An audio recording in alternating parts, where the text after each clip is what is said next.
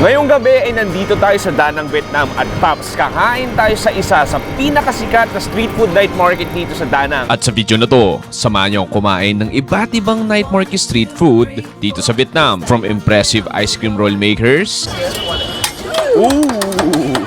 Vietnamese mini pancakes, And then i-dip natin sa fish sauce na may sili. Cheers! hanggang sa murang large grilled lobster. Tikman natin itong malaking karasong to. Cheers! Halika, samahan niyo mag-food trip ng gabi dito sa Danang. Ano ba hinihintay natin? Tura! Wow, he's been there for a while. 1, 2, 3, 4, knocking on your door.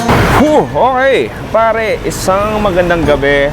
Welcome to Danang, Vietnam. Nakita mo naman ngayon, it's very Vietnamese. Nakamotor tayo ngayon. Nag-rent ako ng bike para naman feel natin ang Vietnam. Anyway, Paps, ang medyo challenging lang dito sa Vietnam. Ang mga motor dito, pare, iba ang level. Like, kung sa Pilipinas, mga kamote tayo, dito, ang pagkakamote nila is kamote fries. Ganon sila ka-wild, as in, like, kaliwat kanan. Parang sila mga langgam. Pero, in all fairness, bihira yung nagbabanggaan. At so ngayon, papunta tayo sa Song Tra Night Market. One of the most bustling, busiest, at the same time, touristy night market sa buong Danang, Vietnam. Anyway, Paps, chura!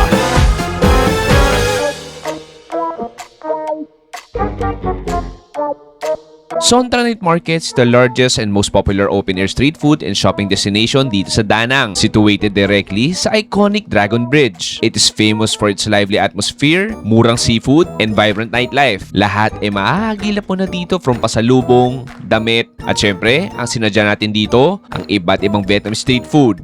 Okay, pare, touchdown na dito sa Song Tra Night Market. Grabe yung vibes. It's like a huge bazaar. I mean, pasalubong, souvenirs, damit, laruan, bagahe, kahit palamuti, damit, nandito na lahat, Paps. Pero syempre nandito tayo para sa iba't ibang pagkain, which is nandito tayo sa unang section kung saan may mga street food carts na pwede kang mag-order ready to eat.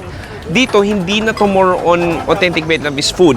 More on modern food. More on modern creative food na to. Pero sa area na doon, pwede kang magpaihaw, pwede kang magpaluto ng seafood. Pero dito sa kanan ko, meron tayong unang food spot. Meron tayong ditong Vietnamese sausage. Nakatry na ako ng mga Taiwanese, nakatry na ako ng Thai sausage. Pero di raw makakain ng Vietnamese sausage, which is ito yun. Hi, bao nyo? 20. How much? 20? Okay, one. Okay, ito na yun.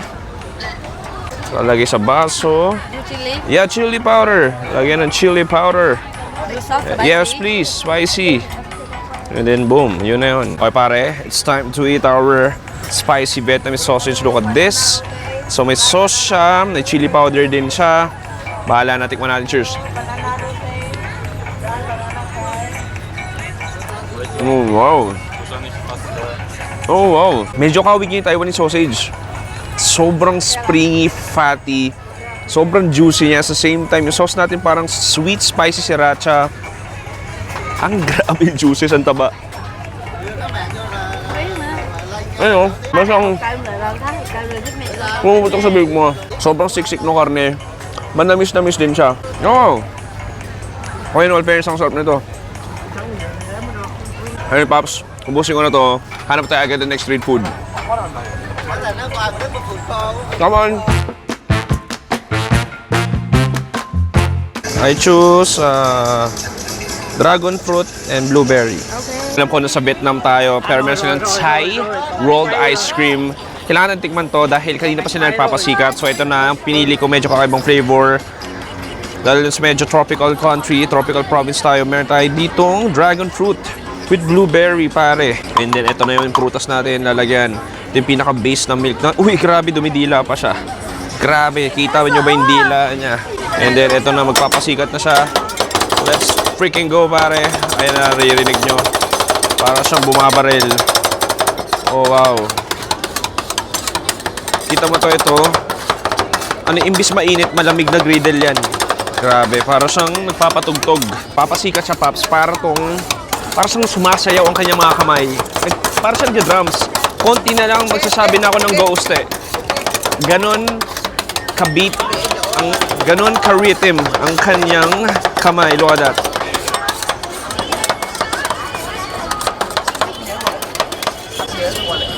Ooh!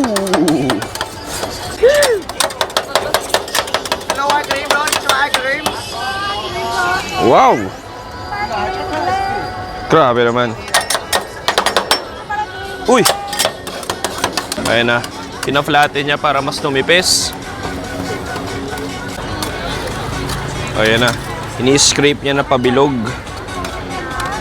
Nagiging rolls na siya. And then ito na, ilalagay na sa ating cup.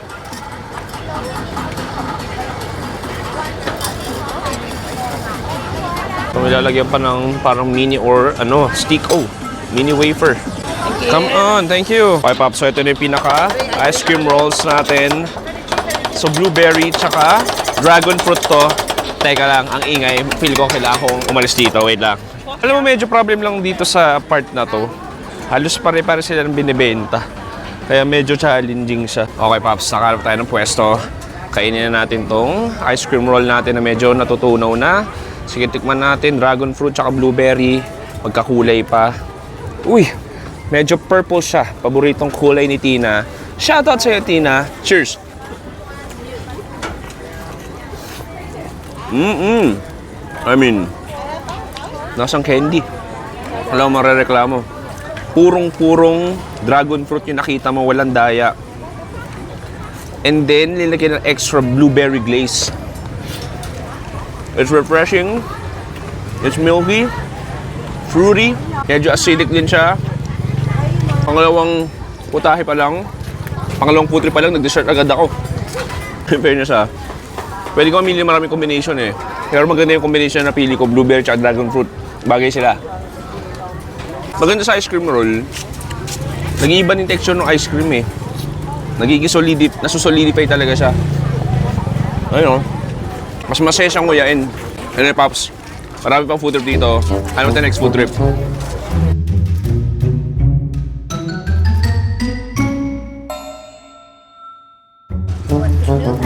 Yeah. Okay, Pops. Ito yung roadside banh mi. So, ito yung pinaka-French bread natin. Kinugupit niya. And then, I believe, lalagyan na ng ating... What's that? Wow, hindi ko lang parang sa may oil yan nilagay.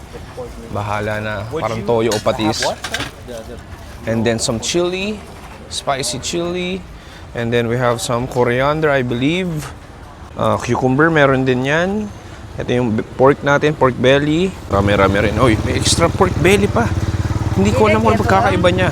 Ito, fish cake. And then, some radish and carrots, I think. Floss. Sikat dito sa Danang yan, parang pork floss nila o chicken floss. Nilalagyan ng extra sauce pa. And then, ilalagay sa very modern toaster. Ganyan na, di ba? 2026 na eh. So, may oven na. Hindi na siya yung ginigrill. Ganyan, di ba? May nating alam. Anyway, hintayin natin. Okay. So, pagka-grill, pagka-toast doon, binalik agad dito sa parang griller nila. So, i-grill din pala siya. Okay, I think that's it. Then, boom, lalagay sa ating paper wrap din. Tapos na, tikman na natin tong banh mi natin. So, dalawang klase ng pork yun nandito.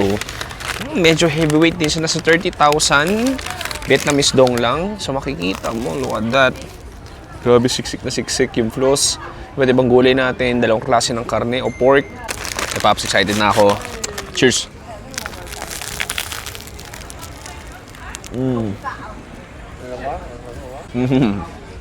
Oh. Saya. Patis ba yun? Parang siyang malat-alat na O parang patis eh. I just love the crunch ng French bread natin. Problema naman siya sa banh mi. Ang kapal masyado. Pero ang gandang addition talaga ng cilantro. Yung pork belly natin, dahil lalasahan ko. Yung sa marinated, isa grilled. Yung the chili sauce nandun din.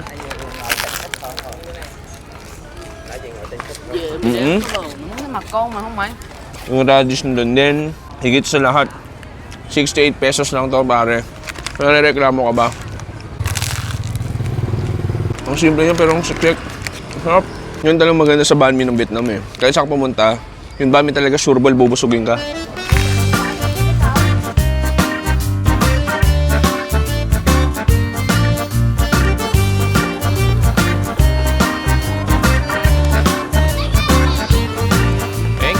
Okay, Pops, next food trip. Meron tayong dito tinatawag na Choi Chen Vietnam. Choi? choy. Not choy. Ang banana sa kanila ay choy. Ang pagkakaiba may O lang. So makikita mo para siyang turon, di ba? Tapos parang ano to, sesame seeds o black sesame. Tingnan natin, cheers.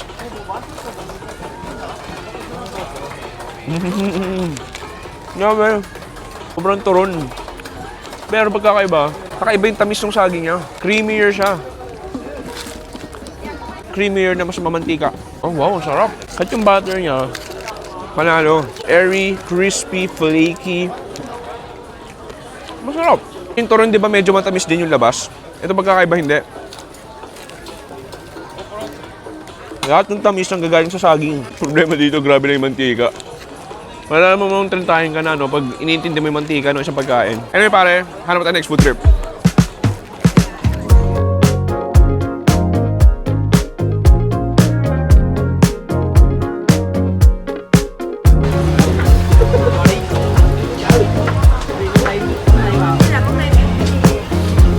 Okay, Pops. So, makikita mo dito, meron tayo ditong iba't ibang mini pancake bankan. So, iba-ibang flavor yan. May hipon. Di ko alam kung may puset, pero alam ko may spring onions din yan. Ito, nilalagay niya yung hipon na. This one, quail eggs. Ito parang chicken naman. Sliced chicken. Okay, so ganun kabilis luto na kasi pre-fried na yung batter niya eh. So, ganun na kabilis.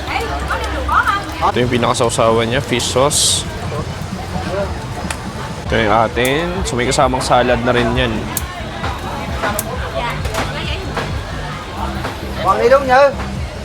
Okay pare, ang init dito. Inuman tayo, nabudol ako. Sabi niya, local beer daw dito sa Danang. Ngayon ko totoo. La Rue beer. Parang siyang tiger beer. Tingnan natin, cheers. Okay, lasang... lasang tiger beer lang din. Lasang Red Horse. O Pale Pills, parang gano'n. Anyway, ito yung pinaka-pancake natin. Look at that. Look how beautiful that is. Tatlong klase ito. May shrimp, may quail egg, tapos may chicken. Tapos sa gitna niyan, syempre may gulay. Sige, I wanna dig in sa quail egg muna. And then, i-dip natin sa fish sauce na may sili. Cheers!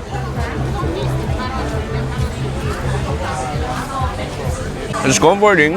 It's delicious. Sobrang mamantika lang siya. Ang sarap. Pagka-creamy na ng quail egg. Dumikit na siya dun sa butter natin naman napakalutong.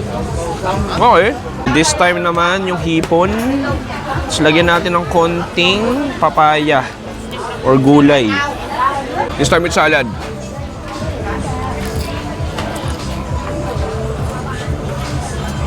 Ang harap dito. Yung patis talaga. Patis. Patis. Patis ng Vietnam. Tapos pag sinabayan mo pa ng gulay, mas ibang level. Isa pa ng hipon. Mga Pinoy? Pinoy, sir? Ano? Ay ka. Mag-gift ka rin ka. Vacation? Alin ka? Alright, sushoot ako. Tara. Mag-isa ka lang? Yeah. Solo trip lang, biglaan.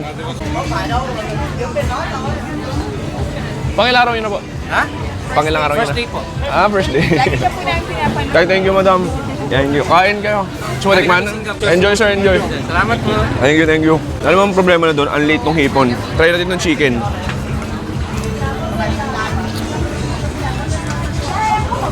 Sobrang ramdam mo lang yung mantika. Yun lang yung concern ko. Mas masarap. Okay, feel ko maubos ko na to. Spagagat Pops.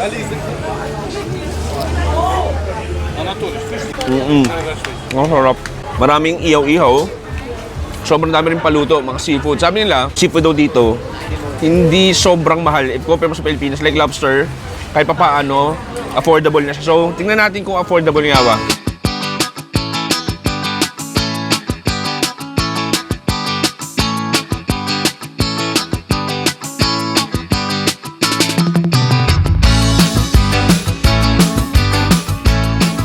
Okay pare, it's time for the main event. Of course, nandito tayo para sa iba't ibang seafood, Pops.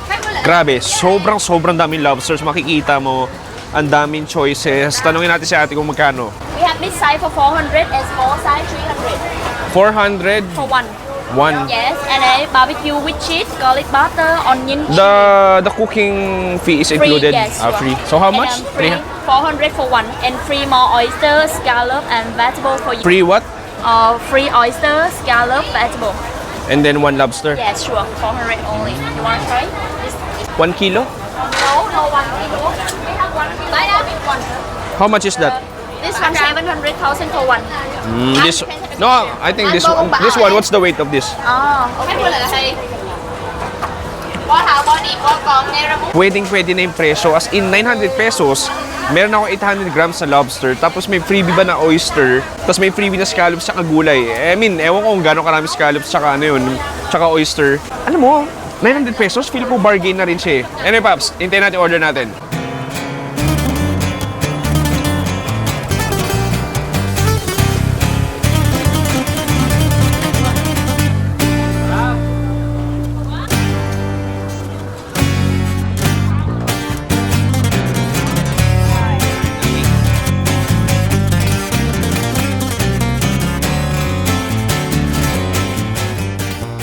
Pops, finally after tagal nun, siguro mga 30 minutes, mga 45 minutes, medyo mataling order nila. Nandito yung seafood natin, 900 something pesos lang lahat ng to.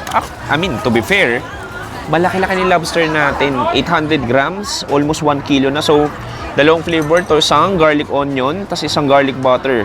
Tapos, may freebie yan, na parang kangkong, tsaka oyster, tsaka scallops sa tig-dalawa. Sige, tikman natin tong parang kangkong.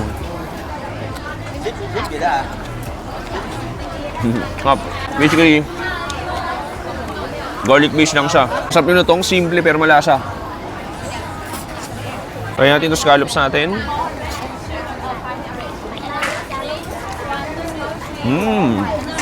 Weird. May bell pepper siya.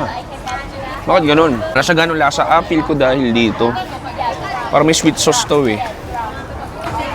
Feel ko lalagyan mo nito. Wala siya ganong lasa. Yun nga. May magpapalasa. Next, try natin to oyster. Lalagyan ko na ng sauce para sure.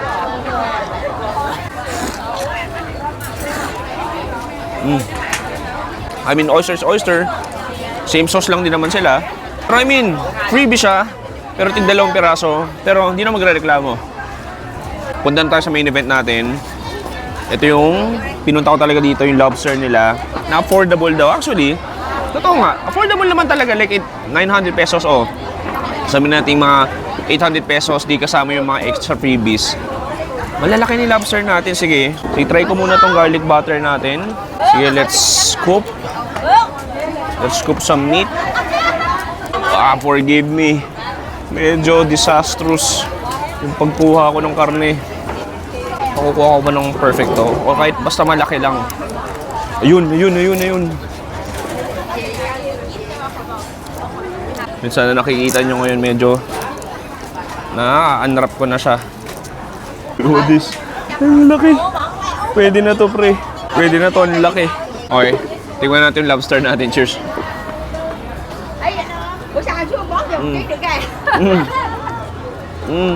Oh, wow, ang laki nun. Ang muscular, ang chewy, ang meaty.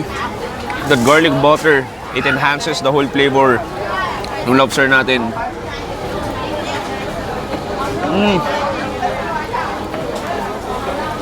May part lang na, no? Na overcook. Parang sobrang tumigas. Maganda rin ito grilled eh. Kaya may smoky flavor din siya. Pero I mean pa, lobster. Lobster is lobster. Ang laki pa rin ito.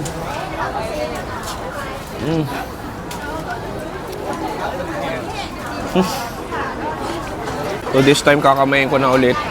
Gusto ko makuha almost yung isang buo niya. Ayan, yun, nakuha ko na isang buo. Look at that, laki. Look at this. Tikman natin itong malaki yung perasong to. Cheers.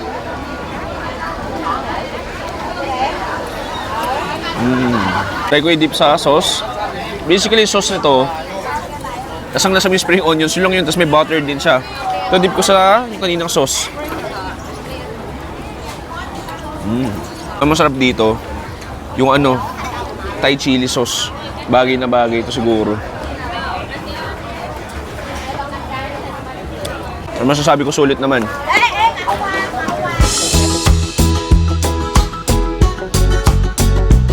Boom, pare! Dito nagtatapos ang ating night market street food tour dito sa Songtra Night Market dito sa Da Nang, Vietnam. Sana nag-enjoy kayo doon. Una sa lahat, conclusion ko, hindi siya kasing mura ng ina-expect ko. Akala ko like super cheap. Sabi nila, mura daw. Pero medyo pang turista pa rin yung presyo. Ang mura dito, to be honest, yung lobster pare, mura pa rin siya. Given na 900 pesos, malaking lobster na 800 grams, may libre ka pang oyster, libre ka pang scallops, may gulay pa. Pwedeng-pwede na. Halos pare-parehas lang din yung binibenta ng mga tindahan. May nagbebenta ng roti pancake, may nagbebenta ng seafood, may nagbebenta ng lobster, may nagbebenta ng kung ano-ano pa. Maraming tindahan na pare-parehas lang. So, if sasuggest ko sa inyo, if di naman trip gano'n mag-food tour, pwede sa isang tindahan, mabibili nyo na lahat. Anyway, Pops, sana nag-enjoy kayo doon. Mag-comment down below if nagustuhan nyo. Mag-subscribe ka na sa second channel natin, Under Chewy Show. Dito sa main channel natin, The Chewy Show. Ko si Chewy.